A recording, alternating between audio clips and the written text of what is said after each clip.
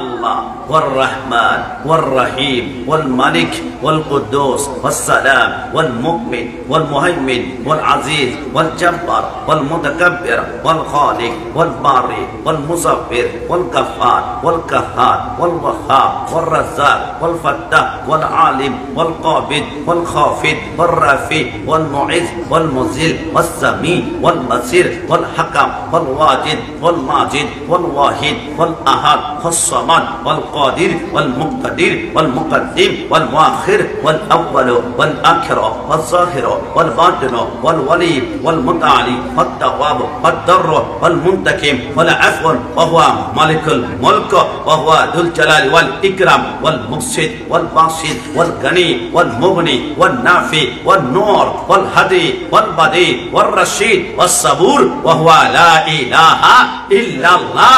দুই হাত তুলে একবার বলি আল্লাহু আকবার। আল্লাহ যে রহমান, এই কথার মধ্যে সন্দেহ আছে?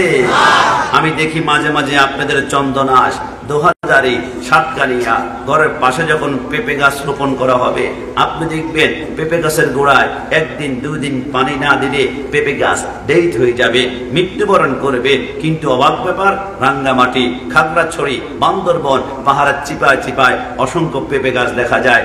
এক ফোঁটা পানি জীবনে কেউ কোনোদিন দিল না, কিন্তু পেঁপে থরে থরে সাজানো আছে। আসে থেকে উৎপন্ন হয় থেকে? কিরি বাবা, আপনাদের চট্টগ্রামে অসংখ্য জায়গায় পাঙ্গাস মাছের চাষ হয়, তেলাপিয়ার চাষ হয়। একদিন দুদিন খাবার না দিলে মাছ ডেট হয়ে যায়, মাছ মৃত্যুবরণ করে। কিন্তু ইলিশ মাছের কেজি নাকি 1700 টাকা।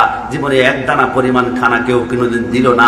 কোরাল মাছ 900, লাক্ষা মাছ 1300, লইট্টা মাছ 300 টাকা। জীবনে এক দানা খানা দিল না।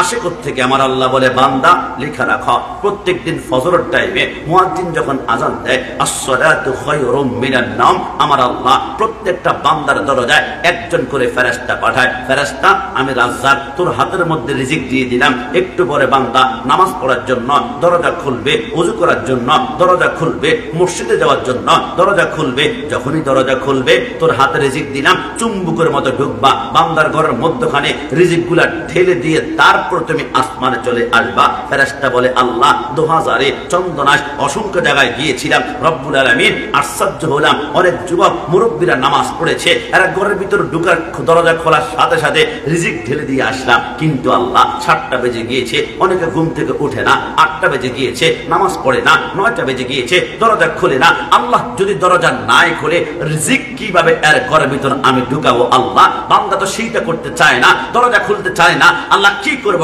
কতক্ষণ দাঁড়িয়ে থাকা যায়? সুবহে সাদিক থেকে শুরু করে এই পর্যন্ত আমার আল্লাহ বলে, ফেরেশতা, আমি সকালবেলা রহমান ছিলাম, বান্দার জন্য রিজিক পাঠিয়েছি, বান্দা যেহেতু নেয় নাই, ঘন্টার পর ঘন্টা দাঁড়িয়েছিলাম। যা একটা কাজ কর বান্দা, ফেরেশতা তোর ডান হাতের রিজিক গুলা তুই পাহাড় নিক্ষেপ করে ফেলে দে। যখন রিজিক গুলা পাহাড় নিক্ষেপ করে ফেলে, ওইখান থেকে আল্লাহ আম গাছ বানায়, কাঁঠাল গাছ বানায়, পেঁপে গাছ বানায়, কলা গাছ বানায়। আমার আল্লাহ বলে, ফেরেশতা তোর বাম হাতের রিজিক গুলা সাগরে নিক্ষেপ কর।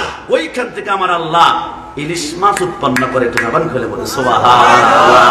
আমি গত বছর জুতা কেনার জন্য ঘর থেকে বের হচ্ছিলাম, আমার সহধর্মিণী আমার ওয়াইফ বলে, অ্যাপেক্সের জুতা কিনবেন, লেদার, চামড়াটা অনেক শক্ত, হাঁটতে হাঁটতে সহজে ক্ষয় হবে না।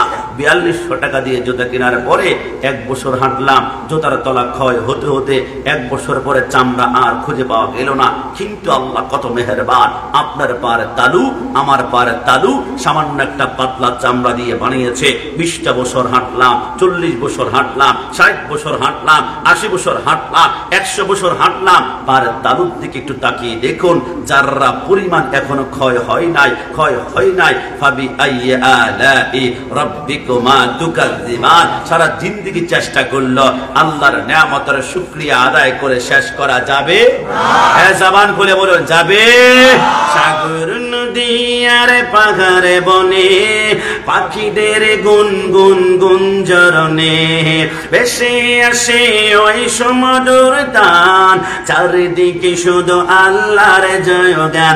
আল্লাহ মহান, আল্লাহ মহান, আল্লাহ মহান, আল্লাহ মহান। কি আল্লাহর নাম নিতে কষ্ট হবে আমাদের? তাহলে শাহাদাত আঙ্গুল উঁচু করে একসাথে, আল্লাহ মহান, আল্লাহ মহান, আল্লাহ আল্লাহ সাগর নদী আর পাহাড় বনে পাখিদের গুনগুন গুঞ্জরণে ভেসে আসে ওই সুমধুর তান চারিদিকে শুধু আল্লাহর জয়গান আল্লাহ মহান আল্লাহ মহান আল্লাহ মহান শুনো তুমি মন দিয়ে কোকিলের সুর শুনতে লাগছে দেখো কত না মধুর মিষ্টি মিষ্টি ওই দয়ালের গান রয়েছে তাহাতে কি সুধা অপুরাণ কোথা পেল তাহারাই সুর অম্লান জবাব আসবে দিল খোদা মহিয়ান আল্লাহ মহান আল্লাহ মহান আল্লাহ মহান সাগর নদী আর পাহাড় বনে পাখিদের গুনগুন গুঞ্জরণে ভেসে আসে ওই সমুদ্র তান চারিদিকে শুধু আল্লাহর জয়গান মন থেকে বলুন আল্লাহকে রাজি করতে চাই কি চাই না দুই হাত তুলে বলতে হবে চাই কি না আল্লাহকে রাজি করার জন্য আদম সফিউল্লাহ 350 বছর কেঁদেছিল দুই হাত তুলে রব্বানা যালামনা আনফুসানা কেন কাঁদলো আল্লাহকে রাজি করার জন্য হযরত ইউনূস আলাইহিস সালাম মাছের পেটে 40 দিন একটা দোয়া পড়েছিল আপনাদের কি মনে আছে লা ইলাহা ইল্লা আনতা সুবহানাকা ইন্নী কুনতু মিনাজ জালিমিন একটাবার উফ করলেন না কেন আল্লাহকে রাজি করার জন্য জাকারিয়া আলাইহিস সালাম গাছের ভিতরে ঢুকে পড়েছিল ইহুদির বাচ্চারা লোহার কড়া দিয়ে মাথার তালু থেকে পার তালু পর্যন্ত শরীরটাকে দুই টুকরা করে ফেলেছে ব্লাড রক্তগুলো টপ টপ করে পড়েছে একটাবার উফ করলেন না কেন আল্লাহকে রাজি করার জন্য হযরত মুসা কালিমুল্লাহ আল্লাহর কাছে অ্যাপ্লিকেশন দরখাস্ত করেছিল রব্বি আরনি আল্লাহ তোমাকে দেখতে চাই আল্লাহ বলেন লাম তারানি দেখা যাবে না যাবে না যাবে না যাবে না বারবার অ্যাপ্লিকেশন করার কারণে আমার আল্লাহ 70,000 নূরের পর্দা একটু করে ফাঁক করে ঝলক মেরেছিল গোটা তুর পাহাড়টা জ্বলে আমি কাশিমের চোখের সুরমা হয়ে গেল একটাবার উফ করলেন না কেন আল্লাহকে রাজি করার জন্য ইব্রাহিম খলিলুল্লাহ নমরুদের আগুনে ঝাঁপ দেয় কেন আল্লাহকে রাজি করার জন্য ইসমাইল চিত হয়ে শুয়ে আছে বাবা আমার গলায় ছুরি লাগিয়ে আমাকে কুরবানি করে দাও জবাই করে দাও একটাবার উফ করে না কেন আল্লাহকে রাজি করার জন্য হে আমার বারা স্পষ্ট হয়ে গেল আদম থেকে শুরু করে ঈসা রূহুল্লাহ পর্যন্ত সবাই চায় আল্লাহ সবাই চায় আল্লাহ সবাই চায় আল্লাহ আল্লাহ জানতে বড্ড মন চাচ্ছে তামাম দুনিয়া তোমাকে চায় তুমি আল্লাহকে কাউকে রাজি করতে চাও আমার আল্লাহ বলে লিখে রাখো তামাম দুনিয়া চায় আমি আল্লাহকে আর আমি আল্লাহ খুশি করতে চাই একজনকে আল্লাহ তিনি কে আমার আল্লাহ বলে ফাদ নারা তাকাল্লুবা ওয়াজহিকা ফিস সামাই ফালা নুওয়াল্লিয়ান্নাকা কিবলাতান তারদা তামাম দুনিয়া চায় আমাকে আমি আল্লাহ কাকে চাই জানো খোদা কি রাদা খোদা কি রাদা খোদা কি রাদা চাহতা है तो अल्लाह खुदा चाहता है रज़ाए मोहम्मद तमाम दुनिया चाहे अल्लाह के और अल्लाह खुशी करते चाहे मदीना वाला नबी के जुड़े बोले सुबहान स्पष्ट হয়ে গেল ইয়া নবী সালাম আলাইকার সময় আমরা পড়ি আরশকা কাবা মদিনা পরশকা কাবা মদিনা কাবা কা কাবা মদিনা যদি বলে সুবহানাল্লাহ तमाम दुनियार किबला হচ্ছে আল্লাহ কে কে কে আল্লাহ একটু জবান খুলে কে আল্লাহ শাহাদাত আঙ্গুলটা উঁচু করে দেখুন না কে দেখেন না तमाम দুনিয়ার কিবলা আল্লাহ আল্লাহ আল্লাহ আর আল্লাহর কিবলা হচ্ছে মদিনা ওয়ালা জোরে বলে সুবহানাল্লাহ মন থেকে বলুন ওই নবীর সোনার মদিনায় জীবনে একবার হলো যেতে মন চায় কি চায় না এটা দুই হাত তুলে আল্লাহকে দেখাবেন চায় কি না हमने माना कि जन्नत बहुत है हंसी छोड़कर हम मदीना न जाए कहीं यूं तो जन्नत में सब है मदीना नहीं मदीना में जन्नत मौजूद है একজন আশিক রাসূল বলে আমার এক পাশে জান্নাত এক পাশে মদিনা যদি জিজ্ঞেস করা হয় তুমি কোথায় যাবা আশিক মুস্কি হেসে বলে এক কোটিবার বলবো আমি জান্নাতে নয় আমি জীবনে একবার মদিনায় যেতে চাই জীবনে একবার মদিনায় কিন্তু তুই জান্নাতে কেন যাবি না বলে না জান্নাত অনেক সুন্দর জান্নাতুন তাজরি মিন তাহতিহাল আনহার সেখানে চারটা নহর আছে একটা দুধের নহর একটা সাগরের নহর একটা মধুর নহর আর একটা হচ্ছে ইন্না আতাইনাকাল কাউসার আজকে থেকে মনে রাখবেন কাউসারের সৃষ্টিকর্তা হচ্ছে আল্লাহ আল্লাহ, কিন্তু মালিক হচ্ছে মদিনাওয়ালা। আমার রসুল বলে আমি যদিও কাউসারের মালিক, আমি কিন্তু বন্টন করব না। রসুল বন্টন করবে কে? নবী আমার বলে আল্লাহর ইজ্জতের কসম, বন্টন করবে আমার ডানে একজন যুবক আর বামে আরেকজন যুবক। এই দুইজন যুবককে মৃত্যুর আগ পর্যন্ত মোহাব্বতের চাদরে যদি আটকে রাখতে পারো তো হাউজে কাউসার নিশ্চিত পান করবে। নবী কারা? নবী আমার বলে একজন হাসান আর একজন ইমাম হুসাইন। একটু জবান খুলে বলে সুবহানাল্লাহ। না তুমি এত সুন্দর জান্নাতের বর্ণনা দিলা, তুমি জান্নাতে যাবে না, ঘটনা কি? বলে আমি জান্নাতে টন্ন টন্ন, জাররা জাররা, পাত্তা পাত্তা, কোনা কোনা, টন্ন টন্ন করে খুঁজলাম, জান্নাতে মদিনা পাই না, জান্নাতে মদিনা পাই না। কিন্তু মদিনায় গিয়ে দেখলাম একটা জায়গা আছে, মা বাইনা ওয়া বাইতি মিম্বারি রাউযাতুম মির রিয়াজিল জান্নাহ। মদিনায় গিয়ে দেখলাম রিয়াজুল জান্নাহ নামক একটা জান্নাতের টুকরা আছে, ওইখানে 2 রাকাত নামাজ পড়া মানে ডাইরেক্ট জান্নাতের মধ্যে দাঁড়িয়ে নামাজ পড়া। তো আমি চিন্তা করলাম, আরে মদিনা গেলে জান্নাত তো অটোমেটিকলি পাওয়া যায়, শুধু কি জান্নাতের আশায় মদিনায় যাব? আরে না, মদিনায় গেলে শুধু জান্নাত নয়, মদিনায় গেলে জান্নাতের মালিক মদিনাওয়ালার নবীকে পাওয়া যায়। যদি বলে সুবহানাল্লাহ। ওই নবীর মিলাদুন নবীর পক্ষে নাকি বিপক্ষে? না সবাই ডান হাত তুলে পক্ষে না বিপক্ষে? ওই নবীর মিলাদুন নবী 64 জেলা হয়েছিল, তবে একটি জেলার মিলাদুন নবী আমার চোখের অশ্রু বের হয়েছে, কান্না বের হয়েছে। ব্রাহ্মণবাড়িয়া কসবা গোপীনাথপুর একটা জায়গা আছে, জশ্ন জুলুস বের হয়েছিল। একজন মুরব্বী হাফেজ মমতাজ সাহেব, বয়স হচ্ছে 82, হাঁটতে পারে না, কিন্তু রসুলের ইশকে যখন বডিতে চলে আসলো, তিনি হাঁটতে হাঁটতে জশ্ন জুলুসে গেল, ডান হাতে লাঠি, বাম হাতে নাতির হাত ধরে টুকটুক করে হাসছিল। ব্রাহ্মণবাড়িয়া সদরে মিলাদুন নবীর বিরোধী যারা আছে, বাতিল পন্থীরা হামলা করেছিল, সবাই দৌড়িয়েছে, মুরব্বী আব্বা দুর্বল, দৌড়াতে পারে নাই। মাথার মধ্যখানে সেই লাঠির একটা আঘাত লেগেছিল, মাথার বাটিটা 2টা ভাগ হয়ে রক্তের ফোঁটাগুলো টপ টপ করে জমিনের মধ্যে পড়েছিল। তিনি সাদা পাঞ্জাবি রক্তের লালে লাল হয়ে গিয়েছিল।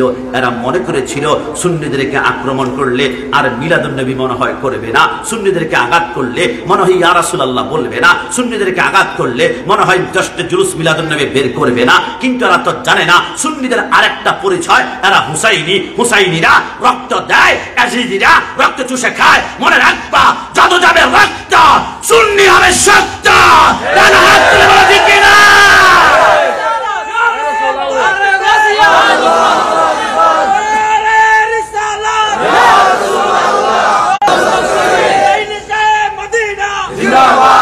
আমি গত 1 সপ্তাহ পরে অনলাইনে একটা ভিডিও দেখছিলাম, বাংলাদেশের একজন বক্তা নাম মোতালেব হোসেন সালেহী, তিনি নাকি সুন্নি দেখে ওহাবি হয়েছে।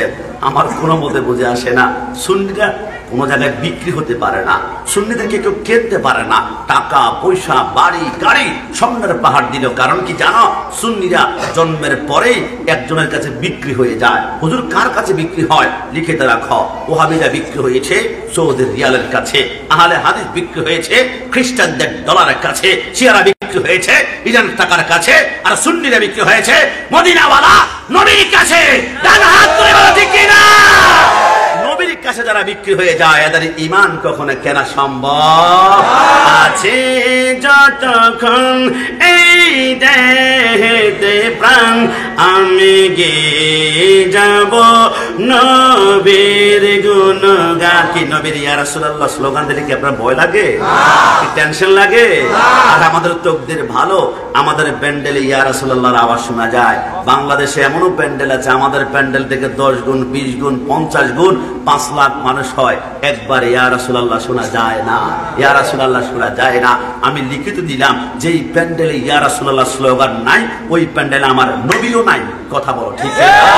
যেই প্যান্ডেলে ইয়া রাসূলুল্লাহ নাই, ওই প্যান্ডেলের নবী নাই। যেই প্যান্ডেলের নবী নাই, ওই প্যান্ডেলের রাহমাতুল লিল আলামিনের রহমত নাই। যেই প্যান্ডেলের রহমত নাই, ওই প্যান্ডেলের যুবক নামাজ পড়বে, রোজা রাখবে, হজ করবে, যাকাত দিবে, নামাজটা শেষ করে হাতের মধ্যে হকি স্টেক নিয়ে টঙ্গীর ইজতেমায় 5 জনকে খুন করতে আর বুক কাঁপবে না। কথা বলো ঠিক কি? কারণ কি আর অন্তরে নবী নাই, নবী মানে রহমত নাই, রহমত মানে মায়া নাই, মায়া না মানে দয়া নাই, দয়া নাই মানে তার হৃদয়গুলা নেকড়ে বাঘের চাইতে হিংস্র হয়ে আছে। আর কথায় কথায় তৌহিদি জনতা নাম দিয়ে বাইতুল মুকাররমে জুতা নিক্ষেপ করতে বুক কাঁপবে না। কথা বলো ঠিক না? যাদের অন্তর অন্তরে নবী নাই, এরা কথায় কথায় মাজার ভাঙবে, আবার মুর্শিদপুরে গিয়ে গরু চুরি করতে বুক কাঁপবে না। কথা বলা যায়, আমরা সুন্নিরা পারি না। কারণ কি জানো? একটা কারণে আমরা সুন্নিরা আগুন জ্বালাই না, ট্রাকে অ্যাক্সিডেন্ট করি না, হামলা করি না। কেন?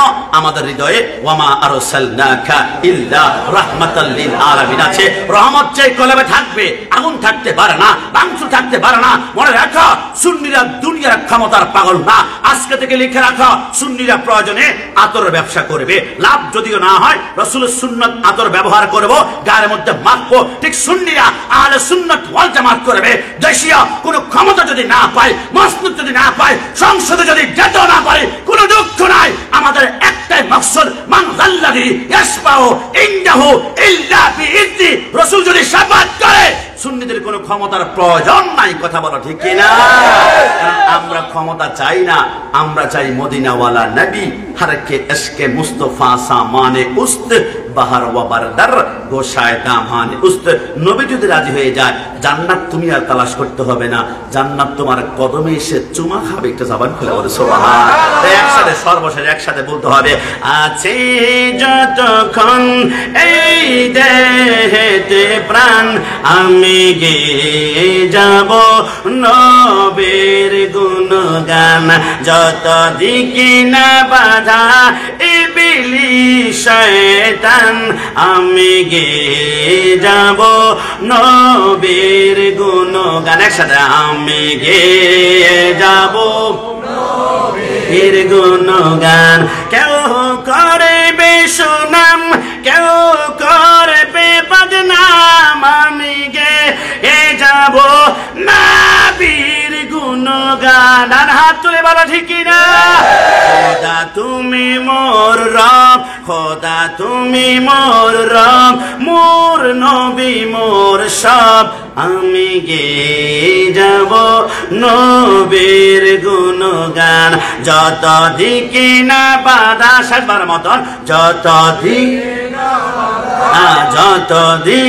না বাধা ইবলিস শয়তান, আমি গেয়ে যাব নবীর গুণগান। আলোচনার প্রারম্ভে একটি ইমানি কথা বললাম, কি আমার উপর কষ্ট পেয়েছে? আমার দার মধ্যে যদি মরিচিকা পড়ে থাকে, তরকারি আমি কেমনে কুটবো? ইমানে যদি মরিচিকা পড়ে থাকে, নামাজ পড়তে পড়তে কপালে দাগ পড়বে। কোরআন বলে তোমার নামাজ তোমাকে নিবে আমিলাতুন নাসিবাতুন তাসলা নারান হামিয়া, জাহান্নামে। আমাদের নামাজ জাহান্নামে হোক চাই না। রাসূলের প্রেম কলবের ভিতর রাখবেন, আপনি একটা সেইটাই হয়তো আল্লাহ চোখের পলকে পুলসেরাত পার করবে। আমি প্রথমে ছোট্ট একটা আয়াত তেলাওয়াত করতে চাই, যে আয়াতটি প্রত্যেকের মুখস্থ আছে, আলহাকুমুত তাকাসুর হাত্তা যুরতুমুল মাকাবির। মানুষ কবরে না যাওয়া পর্যন্ত মানুষের লোভ, আকাঙ্ক্ষা, তামান্না, ইচ্ছার কোনো কমতি নাই। ইস, আমার যদি একটা মোটরসাইকেল হতো, মোটরসাইকেল কিনলাম আমি পালসার অথবা R15 অথবা রয়্যাল এনফিল্ড কেনার পরে চিন্তা করলাম, ইস মোটরসাইকেল না হয়ে যদি প্রিমিয়াম একটা প্রাইভেট কার হতো, কতই না চমৎকার। আকাঙ্ক্ষার শেষ নাই, প্রাইভেট কার হয়েছে। এবারে যদি আমার একটা BMW গাড়ি হতো, এটা কেনার পর আকাঙ্ক্ষার শেষ নাই। ইস যদি আমার একটা হেলিকপ্টার হতো, হেলিকপ্টার কেনার পরে ইস আমার যদি একটা প্রাইভেট জেট হতো, আকাঙ্ক্ষার কোনো শেষ নাই। দুনিয়ার জমিনে আমাদের আকাঙ্ক্ষা কবরের দিকে আস্তে আস্তে কিন্তু আমাদেরকে টেনে নিয়ে যাচ্ছে। মেম্বার চিন্তা কর, ইস আমি যদি চেয়ারম্যান হতে পারতাম, চেয়ারম্যান চিন্তা করে আমি যদি MP হতে পারতাম, MP চিন্তা করে মন্ত্রী হতে পারতাম, মন্ত্রী চিন্তা করে প্রেসিডেন্ট, প্রেসিডেন্ট চিন্তা করে প্রধানমন্ত্রী হতে পারতাম। আবার অনেকবার চিন্তা করিস গ্রাম থেকে শহরে গিয়ে একটা ফ্ল্যাট যদি বাড়া করে থাকতে পারতাম। ফ্ল্যাট বাড়া হয়েছে, এবার ডাইনিং টেবিল চাই, ডাইনিং টেবিল হয়েছে, এবার টিভি চাই, টিভি হয়েছে, এরপর সোফা চাই। সব কেনার পরে ইস যদি নিজের একটা ফ্ল্যাট কিনা হতো, কতই না আকাঙ্ক্ষা, জীবনে শেষ নাই।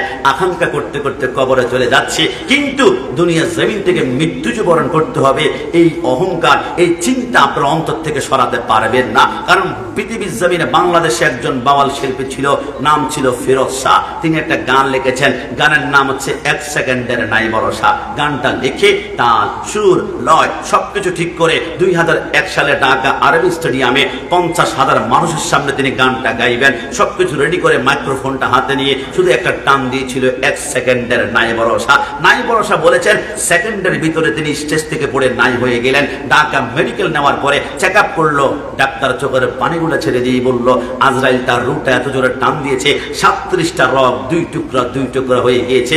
নিঃশ্বাসের কোনো বিশ্বাস নাই, মৃত্যুর কোনো আলামত নাই। মৃত্যুর পরে আমাদের প্রত্যেকের আমার মাথার সুন্নতের পাগড়ি খুলে ফেলা হবে, আমার জুব্বা খুলে ফেলা হবে, আমার ওয়াচ খুলে ফেলা হবে, আমার কোটি খুলে ফেলা হবে, আমার ডান পকেটে সুন্নতের মেসওয়াক খুলে ফেলা হবে, আমার ডান পকেটে আতর খুলে ফেলা হবে। মৃত্যুর 1 ঘন্টা পরে আমার সব সুন্নত জুদা জুদা করে ফেলবে। কিন্তু মৃত্যুর 1 ঘন্টা নয়, কবরে যাওয়া পর্যন্ত শুধু একটা সুন্নত আছে, কোনো বাপের বেটা খুলতে পারবে না, জুদা করতে পারবে না। এই একটা সুন্নত নিয়ে কবরে গিয়ে বলতে পারবো, নবী আপনাকে বড্ড বেশি ভালোবাসি, সব সুন্নত দুনিয়ার মানুষ খুলে রেখে দিয়েছে, কিন্তু একটা তো পারেনি। এটা হচ্ছে সুন্নতের লাহিয়া, দাড়ি। একটু জবান খুলে বলে সুবহানাল্লাহ। একটু দাড়িটা রেখেই দেখুন না, কত হাজার পাপ থেকে আল্লাহ সেভ করবে। আপনি জেনা করতে বেরিয়েছেন, ছি যে মেয়ের সাথে জেনা করবো, আমার মুখে দাঁড়িয়ে আমাকে পছন্দ করবে না, আটক করে আল্লাহ আপনাকে জিনা থেকে সেভ করে ফেলবে। আপনি মুখে দাঁড়িয়ে রেখেছেন, মিথ্যা, ছি আমার কেমনে মিথ্যা বলবো, মুখে না দাঁড়িয়ে। আপনি ওজনে কম দিবেন, ছি আমার মুখে না দাঁড়িয়ে ওজনে কেন কম দেয়। আপনি টেবিলের নিচ দিয়ে বাম হাতে ঘুষ খাবেন, সুদ খাবেন, না ছি আমার মুখে না দাঁড়িয়ে। হাজারো পাপ থেকে দাঁড়িয়ে আপনাকে সেভ করে চোখের পলকে জান্নাতের দিকে নিয়ে যাবেন। একটু জবান খুলে বলে সুবহানাল্লাহ। আমরা জাহান্নাম থেকে মুক্তি পেতে চাই কি চাই না? একটু ডান হাত তুলে বলেন, চাই কি না? জাহান্নাম থেকে মুক্তি পাওয়ার জন্য আমাকে একটা সাবজেক্ট দিয়েছে, যদিও আমাদের দিনটা 3-4 দিন আগে চলে গিয়েছে, যদিও যায় আবারও সামনে আসবে।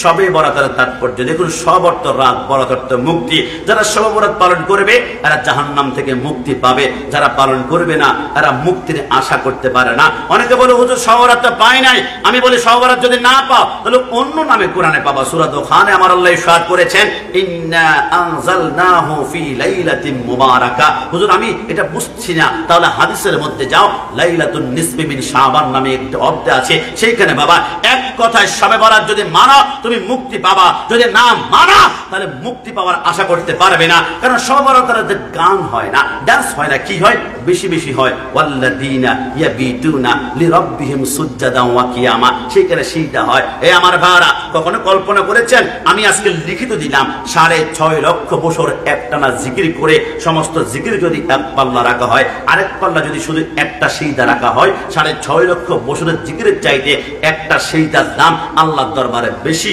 একটু জবান খুলে বলি সুবহানাল্লাহ। হুজুর আমি বুঝি নাই, আমি তো ম্যাথমেটিকে A+ পেয়েছি, আমি খুব ভালো ছাত্র, 6.5 লক্ষ বছরের জিকির আর একটা সিজদার দাম বেশি। আমার আল্লাহ বলে অঙ্গ কষ্ট হয়, তাহলে আমার সাথে একটু হিসাব করো তো। আমি আদমকে সৃষ্টি করেছিলাম, উসজুদু লি আদম, ফেরেশতাদেরকে বলেছিলাম সিজদা করো, সবাই সিজদা করেছে, একজন মাত্র সিজদা করেনি ইবলিস। কয়টা সিজদা করেনি? একটা সিজদা করেনি। একটা সিজদা না করার কারণে আমি আল্লাহ 6.5 লক্ষ বছরের ইবাদতগুলা, জিকিরগুলা মাটির সাথে ধূলিসাৎ করেছি।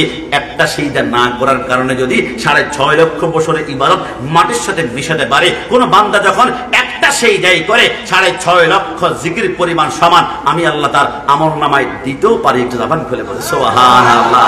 এই জন্য কবরে যাওয়ার পরে প্রত্যেকের সামনে 2টা স্টেশন হবে, ইন্নামাল কবরু রাউযাতুম মিন রিয়াজিল জান্নাহ আও হুফরাতুম মিন হুফারিন নার।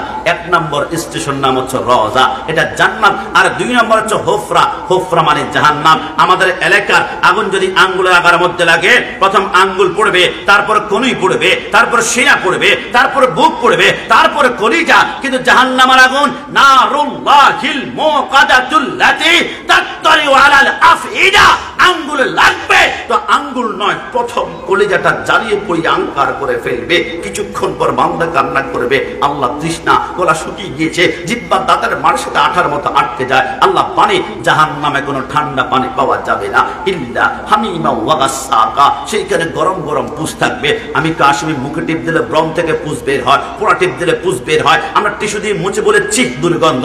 মালিক নামক ফেরেশতা সমস্ত ফুসগুলা জাহান্নামের আগুনে বাতের মারের মতো টকবক করে উতরাবে। আপনি আমি যখন পানি বলে চিৎকার করবো, আমি কোনো গল্প উপন্যাস বলছি না।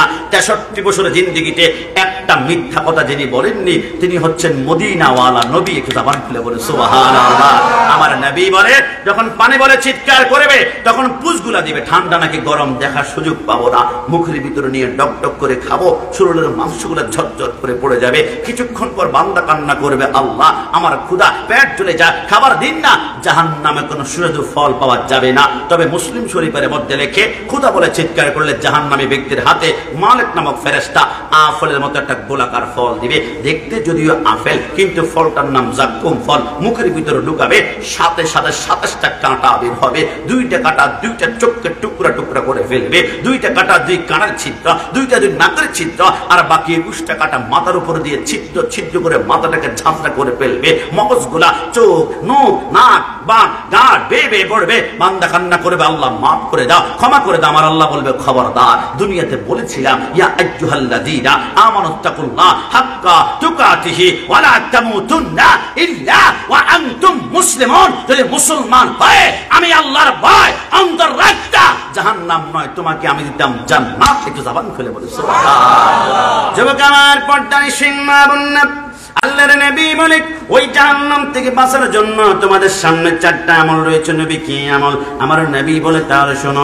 মেরাজের রজনীতে আমি বোরাকের পিঠের মধ্যে যখন উঠলাম, জিবরাইল যখন লাগাম টানতে শুরু করলো, সামনে যাওয়ার পরে জিবরাইল বলে কিফিয়া মুহাম্মদ সাল্লাল্লাহু আলাইহি ওয়াসাল্লাম, নবী আপনি একটু নামুন না। আমার নবী নামলো। জিবরাইল বলে, নবী আপনি সামনে কি দেখতে পাচ্ছেন? নবী আমার বলে, বিশাল একটা ময়দান দেখতে পাচ্ছি। ওই ময়দানে কি দেখতে পাচ্ছেন? লক্ষ লক্ষ মানুষের জিহ্বার মধ্যে লোহার শিকল লাগিয়ে গাছের সাথে টাঙ্গানো হয়েছে। যতক্ষণ না জিহ্বা টুকরা টুকরা হয়ে জমিনের মধ্যে পড়ে না যায় অতক্ষণ ক্ষমা করা হয় না। আমার নবী বলে, জিবরাইল এরা কারা? নবী আপনি আমাকে কেন জিজ্ঞেস করছেন? আপনি তো সাইয়্যিদুল মুরসালিন, আমি জিবরাইল আপনার উম্মত। আমার নবী বলে, আমি তো জানার জন্য প্রশ্ন করি নাই, আমি আমার উম্মতকে জানিয়ে দেওয়ার জন্য প্রশ্ন করেছি। জোরে বলে সুবহানাল্লাহ।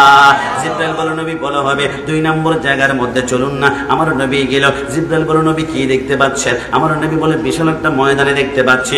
অসংখ্য মানুষের মাথার নিচে শিমুল তোলার বালিশ নাই, বড় বড় পাথর দেখা যায়। পাথরের মধ্যে মাথা রেখে যখন চোখটা বন্ধ করে ঘুমাবে, আসমান থেকে আরেকজন ফেরেশতা বড় একটি পাথর দিয়ে বাড়ি মারে মাথার মগজগুলা ছিন্ন বিচূর্ণ হয়ে যায়। এরা কারা? নবী বলা হবে একটু 3 নম্বর জায়গার মধ্যে চলুন না। আমার নবী গেল। জিবরাইল বলে, নবী এবারে কি দেখতে পাচ্ছেন? আমার নবী বলে, আমি বিশাল একটা রক্তের সাগর দেখতে পাচ্ছিলাম। অসংখ্য মানুষ সেইখানে হাবুডুবু খায় নিঃশ্বাস নেওয়ার জন্য। যখন নাকটা বের করবে, আসমান থেকে ফেরেশতারা পাথর মারে। জিবরাইল এরা কারা? নবী বলা হবে সর্বশেষ একটা জায়গার মধ্যে চলুন না। আল্লাহর নবী গেল। জিবরাইল বলে, নবী এবারে কি দেখতে পাচ্ছেন? নবী আমার বলে, 500 বছর লম্বা রাস্তাওয়ালা একটি গাছ দেখতে পাচ্ছিলাম। ওই গাছের নিচে কি দেখতে পাচ্ছেন? আমার নবী বলে, একজন নূরানী সুরাতের মানুষ দেখতে পাচ্ছিলাম। ওনার সামনে কি দেখলেন? নবী আমার বলে, আল্লাহর কসম ওনার সামনে দেখলাম কোটি কোটি নাবালক বাচ্চা বসে বসে আল্লাহর কোরআন তেলাওয়াত করছে। জোরে বলে সুবহানাল্লাহ।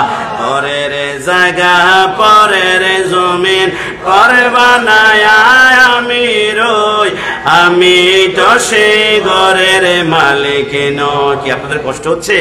বলুন না, পরের জায়গা পরের জমিন পরের জায়গা পরের জমিন ঘর বানায়া আমি তো সেই ঘরের মালিক নই, আমি তো সেই ঘরের মালিক। ও সে ঘরে খানা যার জমিদারি,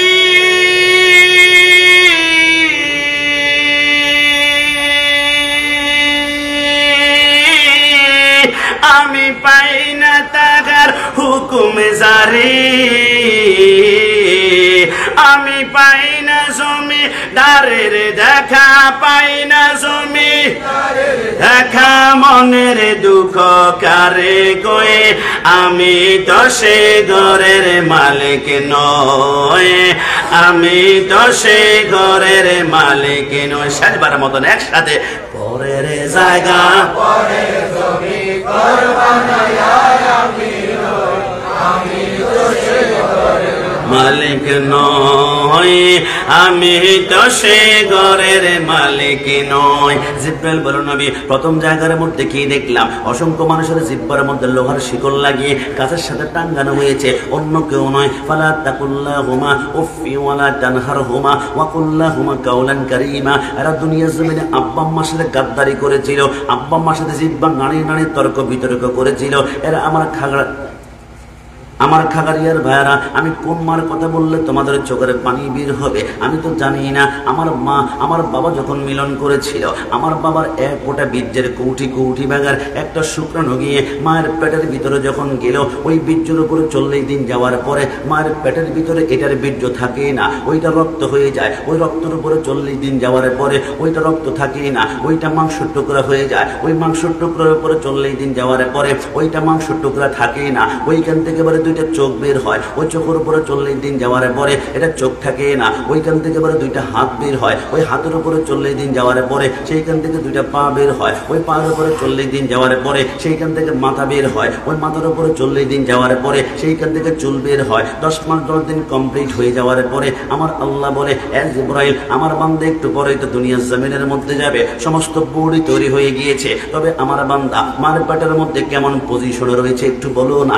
জিবরাইল বলে, আল্লাহ আপনার বান্দার দুইটা পা মার পেটের নিচের দিকে দেখা যায় আর মাথাটা উপরের দিকে। আমার আল্লাহ বলে, না না, আমার বান্দার দুইটা পা যদি মায়ের পেটের নিচের দিকে থাকে, চট্টগ্রাম মেডিকেল নেওয়ার পরে কোনো নার্স কোনো ডাক্তার যদি আমার বান্দাকে মার পেট থেকে বের করার জন্য দুইটা পা ধরে টান মারে, আমার বান্দার উল্টা দিকে দুইটা হাত ভেঙে যাওয়ার সম্ভাবনা রয়েছে। আরে জিবরাইল যা, আমার বান্দার কোমরের মধ্যে ধরে তার মাথার তাড়াতাড়ি নিচের দিকে নামা আর পা গুলো উপরের দিকে ওঠা। জিবরাইল বলে, দেরি না করে বান্দার কোমরের মধ্যে খপ করে 3টা আঙ্গুল দিয়ে ধরে তার মাথা যখন নিচের দিকে নামায় আর পা গুলো উপরের দিকে ওঠায়, ওই কচি কোমরে খপ করে ধরার কারণে এই বেলা আমি কাশমি সহ্য করতে পারি নাই। আমার সামনে একটা সন্তান আপনারা সহ্য করতে পারেন না। ওই মুহূর্তে প্রত্যেকে আমরা মার কলিজা বরাবর ধাম করে এত জোরে একটা লাঠি মেরেছিলাম, ওই লাঠি সহ্য করতে না পেরে অনেক মা হাসপাতালের বেডের মধ্যে মৃত্যুবরণ করেছেন, অনেক মা জ্ঞান হারিয়ে ফেলেছেন। আসমানের সমস্ত ফেরেশতারা কান্না শুরু করে দিয়েছে। আল্লাহ মনে হয় মা সন্তান 2জন মৃত্যুবরণ করেছে। আমার আল্লাহ বলে, না, সন্তান জন্ম দেওয়ার সময় মা সন্তান 2জন যদি মৃত্যুবরণ করে তাম দুনিয়া তো মরুভূমি হয়ে যাবে। আরে জিবরাইল মেডিকেল সায়েন্স ব্যবহার কর। আল্লাহ এটা আবার কেমন? আমার আল্লাহ বলে, যেই বান্দা কান্না করে না তার পিঠের মধ্যে 3টা আঙ্গুল দিয়ে 3বার ফুস করো, 3বার গোসা মারো, 3বার ধাক্কা মারো। জিবরাইল বলে, 1বার ধাক্কা দে, 2বার ধাক্কা দে, 3বার ধাক্কা দেওয়ার সাথে সাথে সন্তানটা যখন ওয়াও ওয়াও করে কান্না করে ওঠে, যেই মাকে ইঞ্জেকশন দিলে জ্ঞান ফেরানো যায় না, যেই মাকে ধাক্কা দিলে জ্ঞান ফেরানো যায় না, আল্লাহর কসম সন্তানের ওয়াও কান্নার আওয়াজটা মার কানে যেতে দেরি হয়, মার জ্ঞানটা ফিরতে 1 সেকেন্ড সময় লাগে না। জোরে বলি দুনিয়াতে আসার পরে আমরা মার স্তন থেকে একটানা 2 বছর দুধ পান করেছিলাম। আপনি বলবেন, হুজুর মার স্তন থেকে এক ফোঁটা করে 2 বছর দুধ পান করেছি, কতটুকু দুধ পান করেছে? কিন্তু ইংল্যান্ডের অক্সফোর্ড বিশ্ববিদ্যালয়ের 100 জন খ্রিস্টান বৈজ্ঞানিক বলে, আরে মার 1 বছর 2 বছরের দুধের কথা বাদ দাও, মার স্তন থেকে যে তোমরা 1 ফোঁটা দুধ পান করেছ, ওই 1 ফোঁটা দুধ নিয়ে আমরা 1 বছর গবেষণা করলাম। গবেষণা করার পরে মার 1 ফোঁটা দুধের ভিতরে আল্লাহর এমন একটা কুদরত দেখলাম, আমরা সাথে সাথে কালিমা পড়ে মুসলমান হয়ে গেলাম। কি দেখেছি জানো? মার 1 ফোঁটা দুধের ভিতরে আমার আল্লাহ দুনিয়ার 180 রকমের ফলের রস ঢুকিয়ে দিয়েছে। জোরে বলে সুবহানাল্লাহ। আরে যুবা, কোন মায়ের কথা বলেছি? মা দুনিয়াতে আসার পরে মার স্তন থেকে আমরা একটানা 2 বছর দুধ পান করেছি। তাফসীর কারকগণ বলে, ওই 2 বছরের দুধগুলো যদি একটা পাল্লায় রেখে তোমরা ওজন দিয়ে দেখো, তোমরা দেখবা 2 বছরে অন্তত পক্ষে মার স্তন থেকে তোমরা 27 মণ দুধ পান করেছে। জোরে বলি সুবহানাল্লাহ। জিবরাইল বলেন, আমি বুঝতে পেরেছি। 2 নম্বর জায়গার মধ্যে দেখলাম অসংখ্য মানুষের মাথার নিচে বড় বড় পাথর দেখা যায়। এরা চোখ বন্ধ করে ঘুমালে উপরে থেকে ফেরেশতারা আরেকটা পাথর দিয়ে বাড়ি মারে, মাথার মগজগুলো পাথর মারার মতো ছিটকাই যায়। এরা আবার কারা? জিবরাইল বলে, অন্য কেউ নয়, ওই যে ফজরের সময় মসজিদে আযান দিয়েছিল, আসসালাতু খায়রুম মিনান নাম, ঘুম থেকে নামাজ পড়তাম, বান্দা কোনো মতে মাথার নিচ থেকে শিবল তোলার বালিশ সরায় না, বান্দা ঘুমিয়ে রয়েছে। কিন্তু বান্দা তো জানে না কিয়ামতের ময়দানের প্রথম প্রশ্নই হবে, ওয়াল্লাযীনা ইয়াবিতুনা লিরাব্বিহিম সুজদান ওয়া কিয়ামা। বান্দা সত্যি করে বল, নামাজ কেন পড়ছ না? একটা সিজদার হিসাব ছাড়া তোর কদমটা ডানে বামে সামনে নিতে পারবি না। বান্দা বলবে, আল্লাহ আমি এমপি ছিলাম, আমি মন্ত্রী ছিলাম, আমি প্রাইম মিনিস্টার ছিলাম, আমি প্রেসিডেন্ট ছিলাম, আমি চেয়ারম্যান ছিলাম, আমি মেম্বার ছিলাম। আল্লাহ মানুষের জন্য, আমি গণতার মানুষের জন্য কাজ করতে করতে মানবতার আমি নামাজ পড়তে পারি নাই, বিচার আচার সালিশ করেছি, নামাজ পড়তে পারি নাই। আমার আল্লাহ বলবে, আনতা কাযযাব, তুমি মিথ্যাবাদী। আল্লাহ কেন? আমার আল্লাহ বলে, ওই যে ডান পাশে তাকিয়ে দেখো, একজন নূরানি সুরতের মানুষ দেখা যায়, চিনতে পারো কিনা? আল্লাহ কে কে? আমার আল্লাহ বলে এর নাম হযরতে সুলাইমান পয়গম্বর। তুমি তো শুধু তোমাদের চন্দনেশের এমপি ছিলা, তোমাদের এমপি ছিলা, কিন্তু আমার সুলাইমান পয়গম্বর পৃথিবীর উত্তর থেকে দক্ষিণ, পূর্ব থেকে পশ্চিম গোটা পৃথিবী শাসন করেছিল। তুমি তো শুধু মানুষের কথা বুঝতে, সুলাইমান পিপিলিকার কথা বোঝে, মাকড়সার কথা বোঝে, তেলাপোকার কথা বোঝে, ছাড় পোকার কথা বোঝে, পাখির কথা বোঝে, বাতাসের কথা বোঝে। গোটা পৃথিবীর বাদশা হওয়ার পর সুলাইমান একটা সেইটা জীবনে কোনোদিন ছাড়েই নাই। তুমি সামান্য ক্ষমতা বড় পর নামাজ ছেড়ে দিয়েছ, আনতে কাজ্জাব মিথ্যাবাদী। কিছুক্ষণ পর আরেকজন বান্দাকে ডাক দেওয়া হবে, তুমি কেন নামাজ পড়ো নাই? বান্দা বলবে, আল্লাহ আমার ডেঙ্গু ছিল, আমার ম্যালেরিয়া ছিল, আমার ক্যান্সার ছিল, আমার আলসার ছিল, আমি বড় বড় রোগে আক্রান্ত ছিলাম, আমি নামাজ পড়তে পারি নাই। আমার আল্লাহ বলবে, আনতে কাজ্জাব, তুমি মিথ্যাবাদী। আল্লাহ কেন কেন? আমার আল্লাহ বলে, ওই যে ডান পাশে তাকিয়ে দেখো, একজন নূরানী সুরতের মানুষ দেখাতে, চিনতে পারো কিনা? আল্লাহ কে কে? আমার আল্লাহ বলে, এর নাম হযরতে আইয়ুব আলাইহিস সালাম। 18 বছরের কেরায় কামড়িয়েছিল, যতবার কামড় দেয় আইয়ুব উফ বলে না, আইয়ুব বলে আল্লাহ। যখন কামড়ানো শুরু করেছিল, আইয়ুব বলেছিল, আল্লাহ আমার পায়ের তালু থেকে মাথার তালু পর্যন্ত সব অঙ্গ প্রত্যঙ্গ কামড়িয়ে শেষ করে ফেলাক, আমার কোনো অভিযোগ নাই, কিন্তু আল্লাহ একটা অঙ্গ শুধু আপনি একটু হেফাজত করবেন। আমার আল্লাহ বলে, এটা আবার কোনটা? আল্লাহ, এটা হচ্ছে আমার লিসান, এটা হচ্ছে আমার জিহ্বা। আইয়ুব জিহ্বা দিয়ে কি করবে? আল্লাহ অন্তত পক্ষে সেইটার মধ্যে গিয়ে যাতে করে এই জিহ্বাটা নাড়িয়ে নাড়িয়ে একটু পড়তে পারে সুবহান রাব্বিয়াল আলা, সুবহান রাব্বিয়াল আলা। 18 বছর কামড়িয়েছিল। যখন কামড়ানো শুরু করেছিল, আইয়ুবের ওজন ছিল 98 কেজি, কিন্তু 18 বছর কামড়ানোর পরে ওজনটা মাত্র 12 কেজি হয়ে গিয়েছে। চামড়ার ভিতরে এক টুকরা গোশত কেরা খাওয়া পর্যন্ত বাকি রাখলো না, সব খেয়ে ফেলেছে। বিবি রাহিমা বলে, আমার স্বামীকে যখন কাঁধের মধ্যে বিন্দুমাত্র ওজন অনুভব হয় না।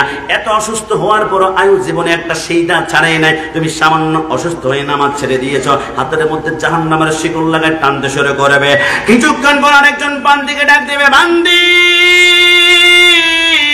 হ্যাঁ রমণী নারী, তুমি কেন নামাজ পড়ো না? আল্লাহ দুনিয়ার জমিনে স্বামী অত্যাচার করতো, স্বামী নির্যাতন করতো, স্বামী আমাকে জুলুম করতো, নামাজ পড়তে পারি না। আমার আল্লাহ বলবে, আনতা কাজ্জাব, তুমি মিথ্যাবাদী। আল্লাহ কেন কেন?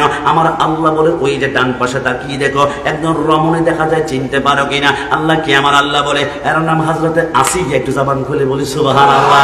আমার আসিয়া যখন রুকুর মধ্যে যায়, তলপেটটা যখন বের হয়ে যায়, ফেরাউন হাতের মধ্যে লোহার বল্লম নিয়ে আসিয়ার পেটের মধ্যে খাই মারে, ওইখান থেকে রক্তের ফোঁটা বের হয়, একটাবারও উফ বলে না। আসিয়া বলে, আল্লাহ 9 বছর পর্যন্ত জুলুম করার পরে ফেরাউন বলে, কিরে আসিয়া, কোন রকমের প্রেমের মধ্যে পড়ে গেলে? 9টা বছর জুলুম করলাম, একটাবার আমি ফেরাউনকে খোদা মানলে গোটা সাম্রাজ্য তোর নামে একটা একটা করে লিখতাম, কিন্তু তুই আজকে আমাকে একটাবার খোদা বললি না। আসিয়া, এমন একটা শাস্তি তোকে আজকে দিব, তুই আল্লাহকে পর্যন্ত ভুলে যাবি। আসিয়া বলে, পশমের গোড়া যতক্ষণ পর্যন্ত নড়াচড়া করবে, অতক্ষণ শুধু আল্লাহ আল্লাহ ছাড়া কিছুই বের হবে না। আসিয়ার 2টা হাত বেঁধে ফেললো, 2টা পা বেঁধে ফেললো, চোখের মধ্যে একটা লাল পট্টি বেঁধে উত্তপ্ত মরুভূমির বালুর মধ্যে চেত করে শোয়াই দিল।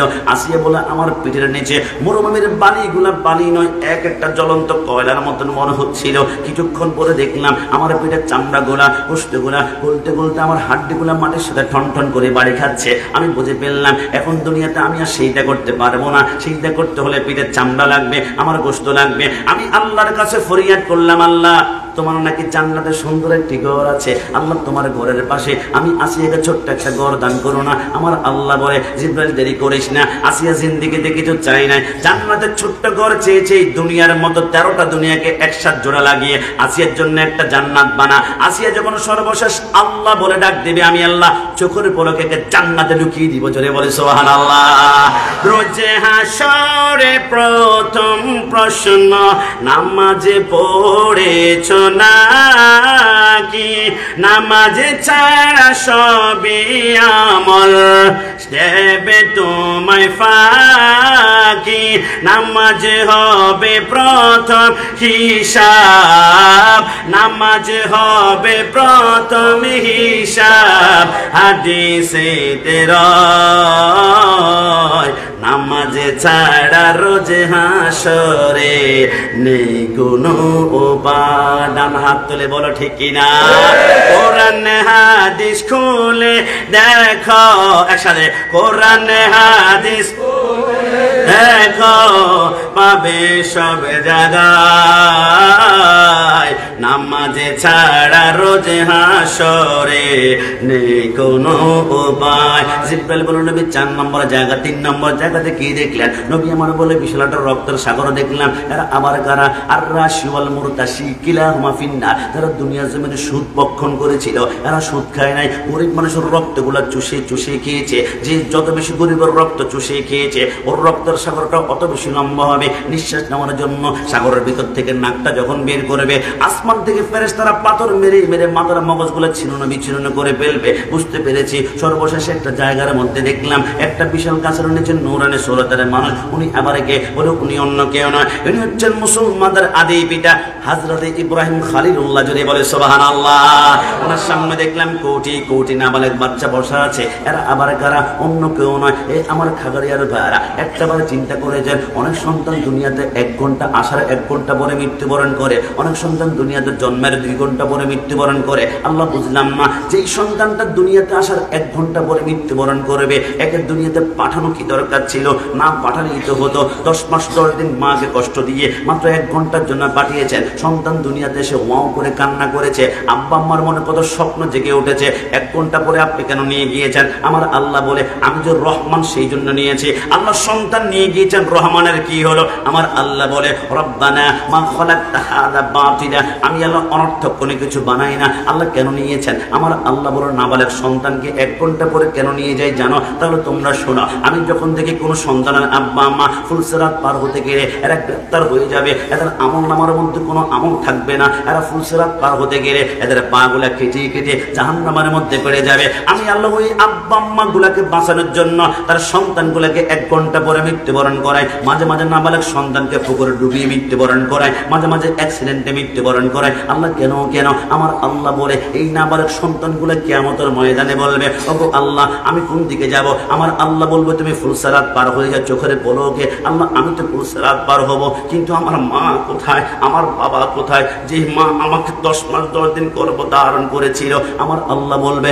তোমার আব্বা মা তো জাহান্নামে। আল্লাহ আব্বা আমাকে জাহান্নামে রেখে আমি জান্নাতে আমি যাব না। আল্লাহ প্রয়োজনে আমাকে জাহান্নামে ঢুকিয়ে দিন। আমার আল্লাহ বলে খবরদার, তোমার গায়ে একটা পাপ লাগে নাই, একটা গুনাহ লাগে নাই, একটা বদ লাগে নাই, তোমাকে জাহান্নামে দেওয়া যায় না। আল্লাহ আমি এতই যদি নিষ্পাপ হয়ে থাকি তাহলে আমার জবানটা তো আপনার কাছে নিষ্পাপ। আল্লাহ নিষ্পাপ জবানের সুপারিশের কারণে আমার আব্বা আম্মার কবরটাকে জাহান্নাম থেকে জান্নাত করে দিন না। আমার আল্লাহর রহমতের সাগরের তুফান শুরু হয়ে যাবে, সাইক্লোন শুরু হয়ে যাবে। আমার আল্লাহ বলে ওই নাবালেগ সন্তানের সুপারিশের কারণে তার আব্বা আম্মার কবরটা সেকেন্ডের ভিতরে জাহান্নাম থেকে আমি আল্লাহ জান্নাত বানিয়ে দিব। জোরে বলে সুবহানাল্লাহ। তুমি নবীর রহমত দাবি করা সুন্নাহ মানো না, নবীর অপমানে তোমার হৃদয় কাঁদে না। ডান হাত তুলে বলো ঠিক কি না? তুমি নবীর উম্মত দাবি করা সুন্নাহ মানো না, নবীর অপমানে তোমার হৃদয় কাঁদে না। তুমি বিজাতীয় সংস্কৃতিতে সপেছ পরাণ। তুমি কেমন মুসলমান? তুমি কেমন মুসলমান? একসাথে তুমি কেমন মুসলমান? তুমি কেমন মুসলমান? নামাজের সাথে নাই পরিচয়, নামাজের সাথে নাই পরিচয়, মানো না কোরআন। তুমি কেমন মুসলমান? তুমি কেমন মুসলমান? তুমি সুদের টাকায় প্রাসাদে গড়া ঘোষ ছাড়ো না, দিন দুঃখী না খেয়ে মরে খবর রাখো না। ডান হাত তুই বলো ঠিক না? তুমি সুদের টাকায় প্রাসাদে গড়া ঘোষ ছাড়ো না, দিন দুঃখী না খেয়ে মরে খবর রাখো না।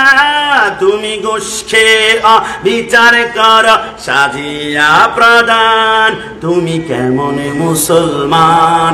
তুমি কেমন মুসলমান? শেষবারের মতন তুমি কেমন মুসলমান? তুমি কেমন মুসলমান? যুবক আমার জানতে ইচ্ছে করে তোমার কাছে প্রশ্ন, তুমি কেমন মুসলমান, আমার নবীকে কাওবয়, নবীকে রাখাল বলে গালি দেওয়া হয়, নবীকে ইসলাম, নবীকে কর্মচারী বলে গালি দেওয়া হয়, কিন্তু একটাবার তুমি প্রতিবাদ করলা না, রক্তে আগুন জ্বললা না, তুমি কেমন মুসলমান? আমরা তো 1 কোটি বার বলেছি আমার মাকে গালি দাও, কোনো প্রতিবাদ হবে না, আমার বাবাকে গালি দাও, কোনো প্রতিবাদ হবে না, আমি গোলাম রব্বানী কাশিমীকে গালি দাও, কোনো প্রতিবাদ হবে না, কিন্তু আন-নাবিয়্যু আওলা বিল মুমিনিনা মিন আনফুসিহিম, মাই ফাপার্ট মাই সোল, মাই ফাপার্ট মাই হার্ট, মাই ফাপার্ট মাই লাভ, মাই ফাপার্ট মাই লাইফ। নবী আমার জান, নবী আমার প্রাণ, নবী আমার কলিজা। সুন্নিদের কলিজাও কে হাত দিলে ওই হাত মুসরে ভেঙে বের হবে।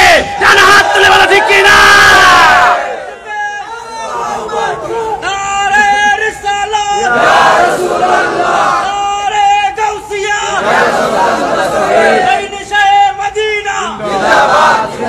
আমরা সব জায়গায় ছাড় দিতে পারি, কিন্তু রাসূলুল্লাহর প্রেমের ক্ষেত্রে কোনো ছাড় দেওয়া যাবে? রাসূলুল্লাহর শানে সারা জীবন আঘাত করলো, রাসূলের শান যাররা পরিমাণ কমবে না।